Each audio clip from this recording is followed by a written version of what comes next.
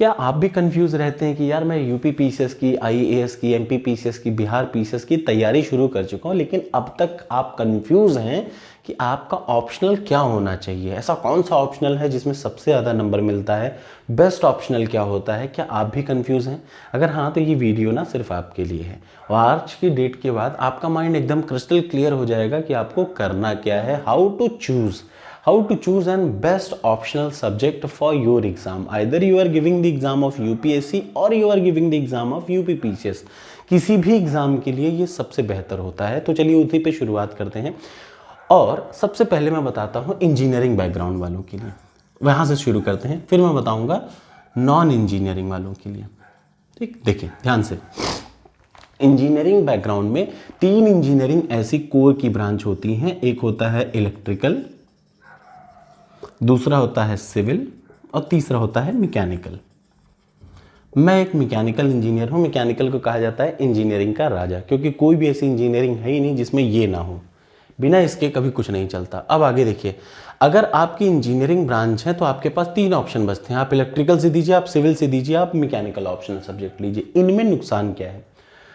अगर आपने 4 साल बहुत बढ़िया से पढ़ाई कर रखी है, 4 साल बहुत अच्छे से पढ़ाई कर रखी है और आप तुरंत इमीडिएट स्टार्ट करना चाहते हैं, ध्यान से सुन लीजिए।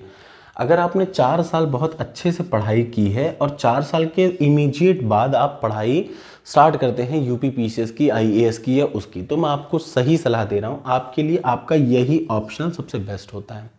क्योंकि सबसे ज़्यादा नंबर, याद रखिएगा, सबसे ज़्यादा नंबर आता है अगर आप अपने इंजीनियरिंग ऑप्शनल को लेके जाएं, बशर्ते, फिर से मैं बता दूं, बशर्ते 4 साल बीटेक करने के तुरंत बाद आपने तैयारी स्टार्ट की हो। लेकिन मेरे साथ ऐसा नहीं था। 4 साल बीटेक करने के बाद भी मुझे पता ही नहीं था कि पीसीएस वीसीएस क्या होता है, कुछ नहीं पता था। 1 साल बाद तक मुझे नहीं पता था कि यार ये पीसीएस क्या होता है, कौन सी चिड़िया होती है। ग्रेजुएशन के 1 साल बाद तक बिल्कुल नहीं पता था, कोई जानकारी नहीं थी। लेकिन जिनको जानकारी है, जैसे आजकल के टाइम पे बच्चों को जानकारी रहती है, तो मैं बता रहा हूँ कि अगर आपका बैकग्राउंड अच्छा है, आपने 4 साल बस सही से पढ़ाई की है, तो आपको सिर्फ इंजीनियरिंग बैकग्राउंड में ही पेपर देना चाहिए। वो दुनिया का झूठ आदमी बोलता है कि सर नंबर कम होते हैं, कुछ नहीं होते हैं भैया। 400 में 320 नंबर इसमें आते हैं, ये बात याद रखिएगा। 400 में 320 नंबर, असंभव है किसी पेपर में इतना लाना, ये बात याद रखिएगा, एकदम क्रिस्टल क्लियर। अगर आपका इंजीनियरिंग बैकग्राउंड है और आप जस्ट अभी पास आउट हैं या हो रहे हैं या आपका ग्रेजुएशन कंप्लीट होने वाला है, तो आपके लिए आपका ओरिजिनल सब्जेक्ट ही सबसे बेहतर है, उसके अलावा मत जाइए। अब मान लिया आपके पास नहीं है, ये तो हुआ इंजीनियरिंग बैकग्राउंड का। अब आ जाइए नॉन इंजीनियरिंग बैकग्राउंड का। अगर आपने हिंदी से ग्रेजुएशन कर रखा है तो आंख बंद करके हिंदी लीजिए, इसमें बिल्कुल शर्माइए मत। आपका ग्रेजुएशन संस्कृत से है तो आंख बंद करके संस्कृत पढ़िए भाई, भले एग्जाम पास करने के लिए ही सही, आपने कहीं ना कहीं थोड़ा बहुत उस सब्जेक्ट को पढ़ा है। सबसे 3 साल पढ़ा है। कितने साल पढ़ा है? 3 साल आपने कहीं ना कहीं, अगर आपका इतिहास से बीए है या इतिहास से एमए है, तो इसका मतलब आपने कहीं कहीं इतिहास को भले एग्जाम को पास करने के लिए पढ़ा हो, पढ़ा ज़रूर है, ये तो मानते हैं ना। तो इसका मतलब जब आप किसी चीज़ से ग्रेजुएट करते हैं तो उसके बारे में आप डिटेल में पढ़ते हैं। तो अगर आप इंजीनियरिंग बैकग्राउंड के हैं, तुरंत तैयारी स्टार्ट करना चाह रहे हैं बीटेक के जस्ट बाद, तब की स्थिति है, तो आंख बंद करके वो सब्जेक्ट लीजिए। आप कभी नुकसान में नहीं रहेंगे, आपका फ़ायदा ही रहेगा, क्योंकि आपका कॉन्सेप्ट अभी नया नया है, आपको कुछ भूला नहीं है, क्योंकि सारे मैथमेटिकल मतलब आप समझते ही होंगे जो पढ़ रहे होंगे। लेकिन अगर कोई नॉन इंजीनियरिंग बैकग्राउंड का है, मैं बहुत साफ साफ बता रहा हूँ, जस्ट बीटेक पास आउट हो, क्योंकि मैं अपना नहीं दे सकता था, क्योंकि मैं बीटेक पास आउट होने के 1 साल बाद तक मैं कहीं ना कहीं कुछ पता ही नहीं था मुझे क्या होता है, ये सब पीसीएस वीसीएस में क्या जाता है, कोई कुछ नहीं जाता। हम लोग को बीटेक वालों को ज़्यादा इतना नहीं पता रहता, लेकिन फिर भी 1 साल बाद मैंने स्टार्ट किया ग्रेजुएशन के। अब देखिए नॉन इंजीनियरिंग बैकग्राउंड वालों के साथ क्या है, आपने अगर हिंदी से दिया है, इतिहास से ग्रेजुएशन कर रखा है, सिर्फ आंख बंद करके वही काम करिए, आपका ऑप्शनल सब्जेक्ट वही लीजिए, ज़्यादा सोचिए मत। क्यों? क्योंकि आपने 3 साल उसको दे रखे हैं और आप भी जस्ट पास आउट हो रहे हैं, तो आप ये काम करिए। आप बीए कर रहे हैं, पास होने वाले हैं, बीए का सब्जेक्ट ले लीजिए, आंख बंद करके सोचिएगा इस चीज़ को। अगर आप ग्रेजुएशन कर रहे हैं या जस्ट अभी पिछले साल ग्रेजुएट कर चुके हैं, तो आपको वही सब्जेक्ट लेने चाहिए जो 3 साल में है। यही चीज़ इंजीनियरिंग के लिए भी है। लेकिन अगर आपने ग्रेजुएशन के काफ़ी समय बाद तैयारी स्टार्ट की है, तो पीसीएस मेंस के लिए सबसे बेहतर सब्जेक्ट डिसाइड करने का एक ही और सबसे ज़बरदस्त तरीका है शिल्पी। 20-30 रुपये किताब आती है, पीली वाली, हर सबको पता है कहाँ पे मार्केट में मिलती है, पीली कलर की छोटी सी किताब आती है, कौन सी? शिल्पी की। याद रखिएगा शिल्पी, मैं फिर नाम भी लिख दे रहा हूं, शिल्पी की पतली पतली अनसॉल्व आती हैं। आपको क्या करना है, मान लिया आप इंजीनियरिंग बैकग्राउंड के हैं या नॉन इंजीनियरिंग बैकग्राउंड के हैं, देखिए कुछ सब्जेक्ट बड़े अच्छे हैं। जैसे अगर आप यूपीएससी की तैयारी करते हैं तब आपके लिए एक बेहतर सब्जेक्ट होता है एंथ्रोपोलॉजी।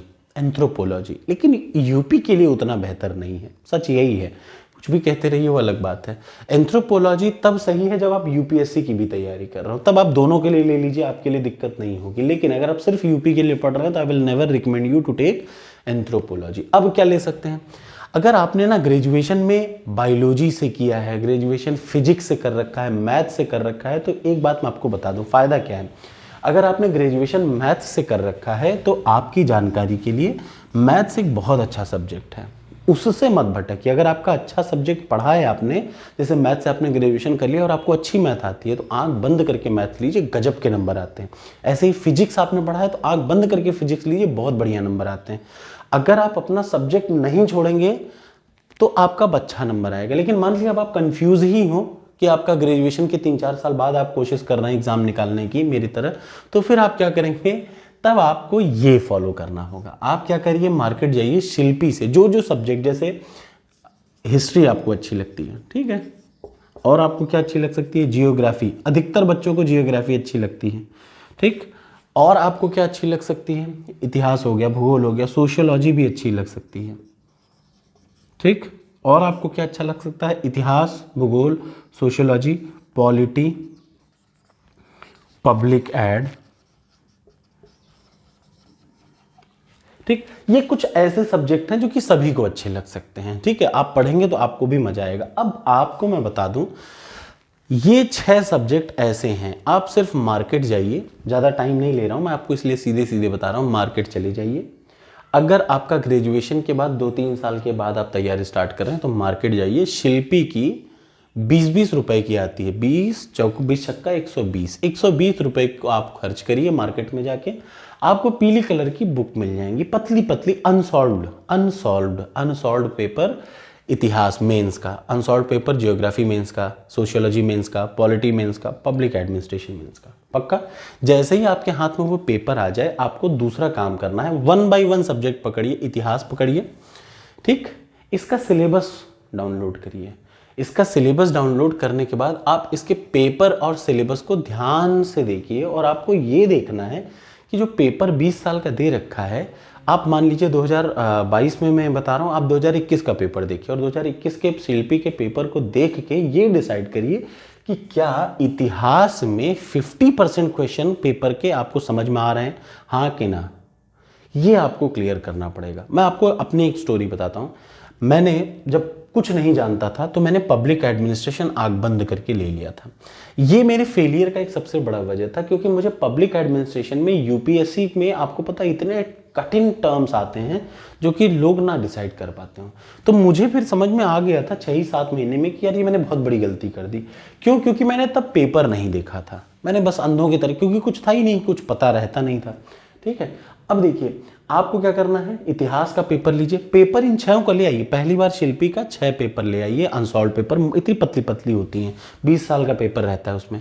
सबसे पहले इतिहास पकड़िए, इसका सिलेबस उठाइए, और दूसरी चीज़, मतलब ज़्यादा लोड ना लीजिए, सीधे सीधे इतिहास का पेपर उठाइए, और दूसरी चीज़ क्या कर दीजिए, इसका पेपर देखिए, सिलेबस देखिए, और ये डिसाइड करिए क्या 50% पेपर बिना ज़्यादा दिमाग लगाए आप समझ पा रहे हैं कि नहीं। आपको पेपर अगर समझ में आ रहा हो, 50% मज़ा आ रहा हो, तो आपको इतिहास लेनी है, आंख बंद करके ले लीजिए। मान लिया ये ना समझ में आए, जियोग्राफी उठाइए, जियोग्राफी के दोनों पेपर देखिए और जियोग्राफी का सिलेबस देखिए। इतिहास थोड़ा लेंदी होता है, जियोग्राफी भी थोड़ा लेंदी होता है, लेकिन इनके पेपर को जब आप देखेंगे तो जियोग्राफी काफ़ी हद तक थोड़ा सा अच्छी रहती है। जैसे इंजीनियरिंग बैकग्राउंड वाले आमतौर पर जियोग्राफी ही ले लेते हैं, ठीक है। तो दोनों पेपर को देखिए, और आप ये देखिए कि क्या दोनों पेपर में आपको 50% समझ में आ रहा है कि नहीं। ऐसे ही क्या करिए, सोशियोलॉजी देखिए, पॉलिटी देखिए, पब्लिक एड देखिए, और जो सब्जेक्ट आपको अच्छा लग जाए एक बार में डिसाइड कर लीजिए, किसके आधार पर, सिलेबस के आधार पर, और दूसरा 20 साल के शिल्पी वाले पेपर को देख के कि क्या जो सब्जेक्ट, मान लिया आप पब्लिक एड उठाते हैं तो देखिए पिछले 10 सालों में पब्लिक एड के क्वेश्चन में किसी भी एक साल का पेपर उठा के देखिए, क्या आपको 50% से ज़्यादा क्वेश्चन समझ में आ रहा है कि नहीं आ रहा है? अगर आपको समझ में आ रहा हो तो आंख बंद करके इसको रखिए, बाकी सब फेंक दीजिए, तुरंत फेंक दीजिए। फिर मैं आपको बेस्ट बुक बताऊंगा कि हर सब्जेक्ट के लिए बेस्ट बुक कौन कौन सी है आगे आने वाले टाइम पे। Thank you so much. कैसी लगी वीडियो ज़रूर बताइएगा। यही इकलौता तरीका। और हाँ, एक बार डिसाइड कर लीजिए कि मुझे हिस्ट्री में देना है, तो फिर कुछ भी हो जाए अपना ऑप्शनल मत चेंज करिएगा। दुनिया सब झूठ बोलती है हिस्ट्री में कम नंबर आते हैं, सब कुछ नहीं है। दुनिया ये भी झूठ बोलती है ज्योग्राफी में कम नंबर आते हैं। बहुत अच्छे नंबर हर सब्जेक्ट में आते हैं। कोई ये कह सकता है कि मैथ्स में कम नंबर आता है, गलत। मैथ्स में 400 में से 300 प्लस नंबर आते हैं, फिजिक्स में 400 में से 300 प्लस नंबर आते हैं, केमिस्ट्री में 400 में से 300 प्लस नंबर आते हैं भाई। मैकेनिकल इंजीनियरिंग में 400 में से 320 आते हैं, आए हैं। लास्ट ईयर में आप देखेंगे 320 नंबर पा चुका है एक आदमी।